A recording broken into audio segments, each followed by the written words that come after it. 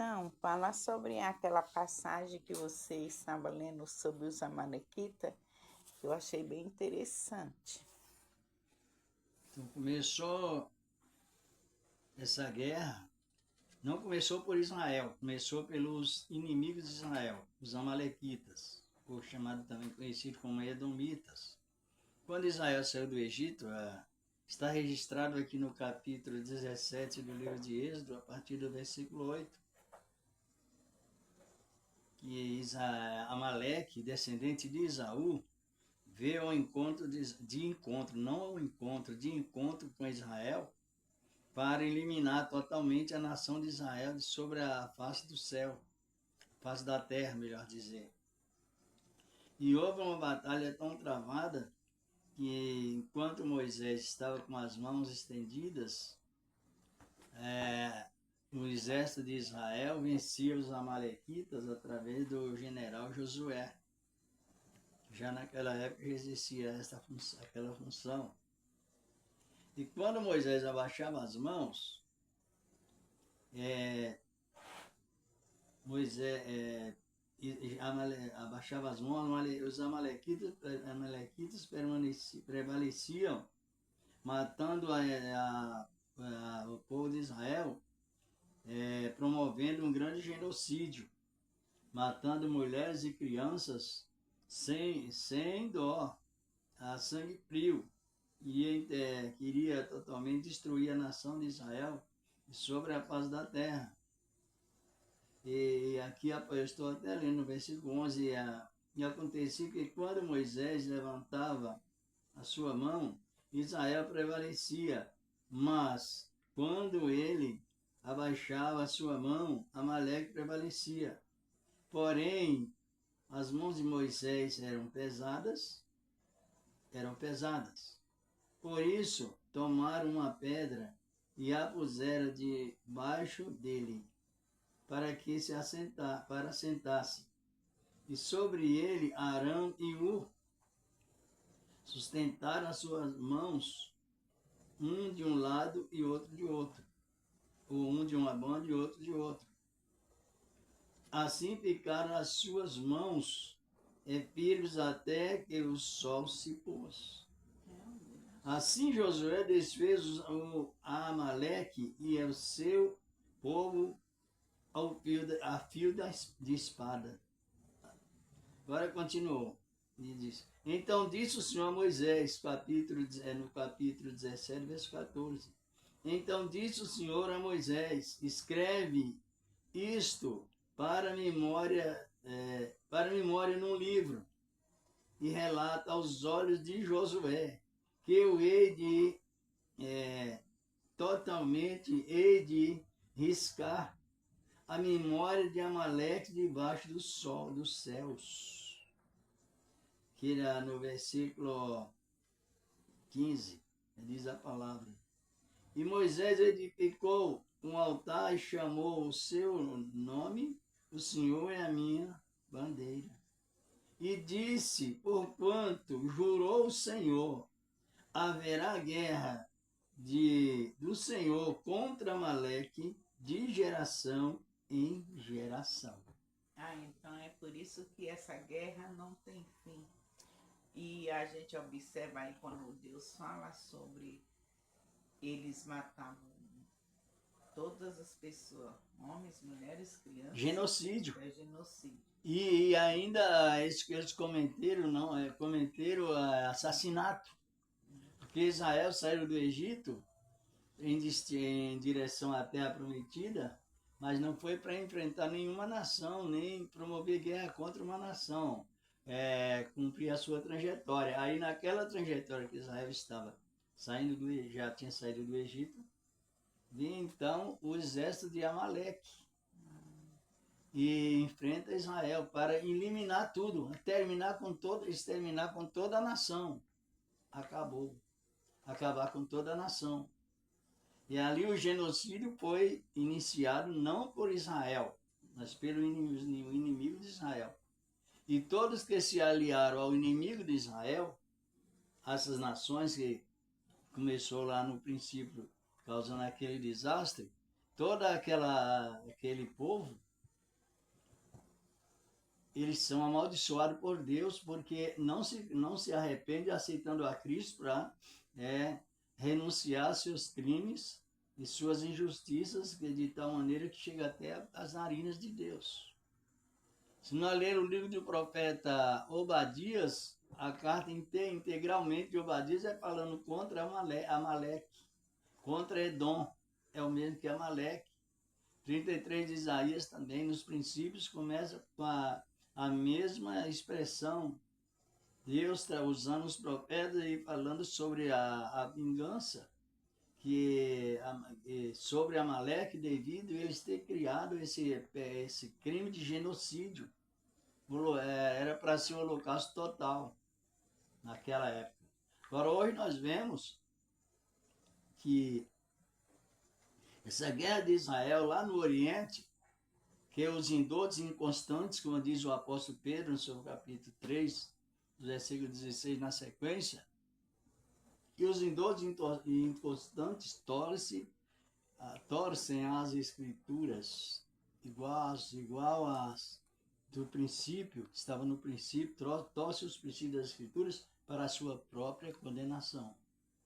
Quando Jesus nasceu, houve genocídio, causado por quem? Herodes. Por Herodes.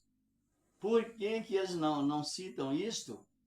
E sufoca todas essas oposições contra Deus, mas algo que começa lá pelo meio da história, não sabe o princípio e nem também relata a sequência no fim, mas ninguém fala que Amaleque, quando Jesus nasceu, era descendente, era Edom. No capítulo 3 de Lucas, na sequência, as regiões estavam dominadas pelos descendentes de Amaleque. Herodes era um deles. E ali a prática era genocídio.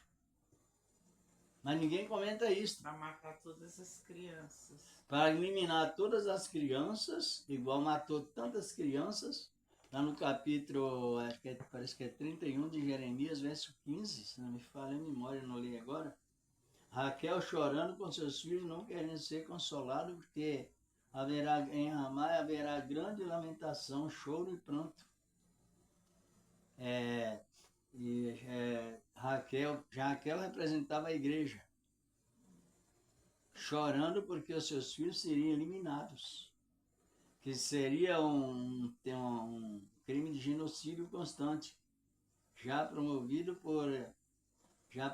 por Jeremias, mas o início está lá em Êxodo capítulo. Aí é porque eu observo assim, eu gosto muito de ver as notícias, e esses dias estava vendo que o Israel não quer desbloquear lá para mandarem a comida para os palestinos, né? E tudo bem que a maioria não conhece a história bíblica, porém eu tenho certeza que o ministro, o Benjamin Netanyahu, ele é um homem que ele visa o Velho Testamento, assim como é dente por dente e olho por olho. Então, assim como Amaleque queria eliminar ele não tinha dó das crianças de Israel, ele queria matar todos, igual o Holocausto lá, quando Hitler queria eliminar todo Israel, o povo judeu. Então, esses são os tipos de coisas assim. Eu sei que muitos crentes não compreendem, que não lê a história da igreja, não lê também a palavra. Aí eles, tudo bem que a gente se compadece de uma criança com fome, de uma pessoa somente. Eu já li aí na palavra do Senhor que ele deu uma ordem para matar todas as pessoas. Podia ser criança, jovem, era para eliminar da face da terra, né? Aonde fica esse versículo? Qual? Que fala que era para eliminar todos os da face da terra. Está lá onde eu li hoje em Êxodo capítulo 17. Acho que versículo de... Mas era Deus ordenando. Sim. Deus ordenando. Mas por quê? Porque eles foram pretender escarnecer de Deus, escarneceram de Deus. Escarneceram o povo da propriedade que o Senhor tinha criado com promessa feita a Abraão. Então Deus fez a promessa a Abraão, que é dos lombos de Abraão, Israel surgiria uma grande nação, faria uma grande nação, aconteceu. Agora, o que é que a palavra diz? Essa nação, a gente está sempre comentando sobre isso. E capítulo 12 de Gênesis, versículo 3 principalmente. E abençoarei os que te abençoarem, e amaldiçoarei os que te amaldiçoarem. Mas isso E em ti serão benditos todas as famílias da terra, os que estiver ao lado de Israel. Agora tem que entrar na conclusão geral dos acontecimentos das guerras. Quem primeiro começou as guerras? Foi Deus ou foi os homens? Os homens contra Deus. E com Deus não se deixa escarnecer. Está escrito lá no livro de Gálatas, capítulo 6, versículo 9, assim por diante, muito 9. Diz a palavra, Deus não se deixa escarnecer, tudo que o homem plantar, isso ele se fará. Agora, quem começou o crime de genocídio foi os inimigos de Deus, foi Amaleque, os descendentes de Esaú. Agora aparece isso, aonde aparece a reflexão novamente disso, ou a repetição? Na época do nascimento de Cristo, veio para o Novo Testamento. Agora, um resumo aqui do capítulo 13 do Apocalipse, versículo 10, o que diz a palavra de Deus. Assim. Se alguém leva cativo, ou seja, se alguém leva em cativeiro, alguém será levado. Se alguém leva em cativeiro irá. Diz aqui a palavra de Deus. Em cativeiro irá. Se alguém matar a espada, necessário é que a espada seja morto. Aqui está a paciência. Está a paciência e a fé dos santos. Apocalipse 13, 10. Vem já para o Novo Testamento. E aí sucede, agora está chegando os fins dos tempos, o tempo de Deus chamar os homens em juízo, prestar contas, e está sucedendo isto. Israel Deus pôs na terra como exército, como um exército que ninguém destrói a nação. Por isso que as pessoas elas colocam uma questão presente, mas eles não trazem a raiz futura de onde começou o crime de genocídio. Começou causado por Israel ou pelos inimigos de Israel? Os inimigos. Amaleque. Vemos, se nós lermos o livro de Esther, qual é a situação do livro de Esther? O que aconteceu? Amaleque se revoltou contra Israel e deu conselho a Assuero para criar uma lei para matar todos os israelitas. Foi Amaleque. Os mesmos que enfrentaram Israel lá no deserto para eliminar. Agora eu queria eliminar os judeus na época da rainha Esther. Aí Deus, que a sua palavra não volta atrás, não deixa escarnecer. Quem foi eliminado foi Amã, e os seus 10 filhos foram enforcados. Porque fizeram uma forca para enforcar um representante de Israel por nome Mardoqueu ou Mardocai. E assim se veio hoje nos dias atuais, não é diferente. É uma sequência de contas, ou de acerto de contas que Deus está trazendo com os que são inimigos dele. Não adianta a pessoa querer impor coisas e inverter as coisas, porque não funciona. Porque às vezes eu fico observando as palavras das pessoas, até conhecedoras da palavra de Deus, que eles não são a favor de Israel, elas vêm contra porque eu imagino assim, esse pessoal não lê a palavra, eles não têm entendimento da palavra, porque quando você vai lá na raiz da palavra, você entende que é uma nação santa, eleita por Deus. Por mais que eles errem, que eles vivam ainda fazendo algo, mas eles são a nação eleita de Deus. E tem pessoas que não conhecem essa raiz dentro da palavra e elas não sabem defender a nação de Israel. Elas vão contra o povo de Deus. E aí elas fazem como os ímpios. Os ímpios não conhecem porque eles conhecem a história. Mas dentro da palavra eles não conhecem a raiz de onde vem as guerras, quem começou a guerra, quem insultou Deus. Isso eles não conhecem. Até a gente passa, porque eu escuto pessoas bem estudadas, conhecedoras, porém elas não têm o conhecimento da palavra. Mas dentro das igrejas tem pessoas que elas não têm essa intimidade dentro da palavra, que não oram por Israel. Elas acham que Israel é sempre o culpado. E aí levam igual os ímpios a controvérsia. Então é isso que eu acho interessante, o pessoal conhecer um pouquinho da história do povo de Deus. E muitos, por mais que leiam, eles não têm esse entendimento. Mas a maioria eu percebo nas pregações que são o povo que não ora por Israel, a paz em Israel, que a palavra do Senhor nos manda. Eu, quando era de outro ministério, eu aprendi a orar por Israel, porque lá ensinavam. E na nossa, eu vejo você orar, mas muitos cristãos não oram pela paz de Israel. É isso que eu falo, Senhor, o povo é inimigo do povo de Deus. Então é isso que eu tinha essa curiosidade de entender e que as pessoas também venham a compreender que nós temos que ter essa intimidade com Deus e com a nação eleita dele, a nação de Israel. E segundo o que vemos na Bíblia, desde o princípio, Deus nunca convidou ninguém para a guerra. As primeiras revelações de Deus revelado na sua palavra foi revelações convidando o homem para conviver em paz com ele, com Deus. Só que há também a decisão da palavra divina, é sim ou não. Não assassine, não desobedeça, e sim obedeça e sereis meus amigos eternamente. Desobedeceu a Deus, escarneceu de Deus, então é o retorno que vem. E aí a gente observa que Deus pôs como conhecido, até por muitos que comentam com mais fundamento na palavra, Israel é conhecido como o relógio de Deus.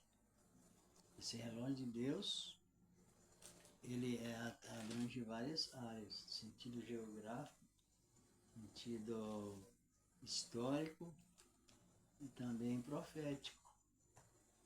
E as pessoas que pensam que Israel iniciou-se o genocídio primeiro, não. Quem começou o primeiro genocídio foram os inimigos de Deus. O irmão de Israel, chamado Esaú, representando a carne. Naquele conflito do capítulo 17 de Êxodo, Israel estava representando a Deus, o Espírito. E Esaú representando a carne. E a carne vem lutando contra o Espírito em várias áreas. Agora está aí, agora entre as pessoas, dizendo que Israel cometeu genocídio, mas a Bíblia diz que não, que o genocídio começou pelos inimigos de Israel, lá em Êxodo capítulo 17, versículo 8, na sequência que nós tivemos o comentário. E porque se a gente aceita Cristo, mas é contra Israel, ou contra, porque aí já se trata da justiça de Deus, contra a justiça de Deus. Então, eu quero dar mais uma referência bíblica aqui, ó. No capítulo 12 do Apocalipse. Aí eles não citam, por quê? Porque estão numa visão parcial. Está visando só o momento agora, mas ou não conhece a raiz da história, ou conhece e camufla. Conhece e faz vista grossa e procura aí um texto sem contexto para criar realmente um pretexto, uma visão humana. Aqui no Apocalipse, no capítulo 12, no versículo 2, 3 e 4, o que diz a palavra de Deus. E não tem como fugir, é isso mesmo. Essa palavra que vem esclarecendo os que aceitam de coração a mesma palavra. Né?